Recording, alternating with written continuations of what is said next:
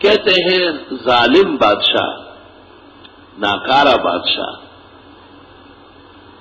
وہ نرم ہو جاتا ہے، مہربان ہو جاتا ہے۔ پڑھنے کا طریقہ یہ ہے کہ 41 مرتبہ پڑھی جائے۔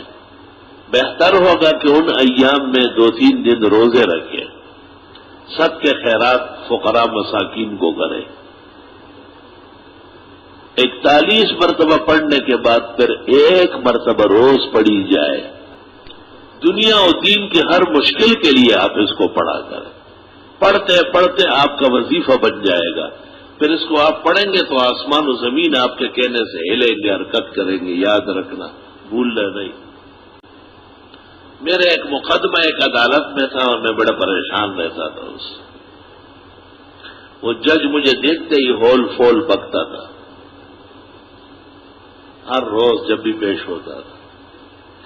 ایک دفعہ مجھے خواب میں کسی نے کہا کہ آپ سورہ تغابن پڑھ کے جائیں۔ میں نے رات کو 41 مرتبہ پڑھ کر سو گیا۔ سحری میں اٹھا 41 مرتبہ پھر پڑھی، سنتوں میں بھی پڑھی اور فجر کی نماز کی پہلی رکعت میں پڑھی۔ خدا کی قسم، لا الہ الا اللہ محمد الرسول اللہ، جیسے میں پیش ہوا مجھے ایسا دیکھا کہ مولانا آج آپ کے حق میں فیصلہ ہے اور آپ سے 2 سال کی معافی مانگنی ہے، اور یہاں تک کہ فیصلہ لکھا، سب کچھ کیا ہو۔ مجھے کہا آپ کو میں اپنی گاڑی میں گلشن چھوڑ کے آتا ہوں، جج گیا۔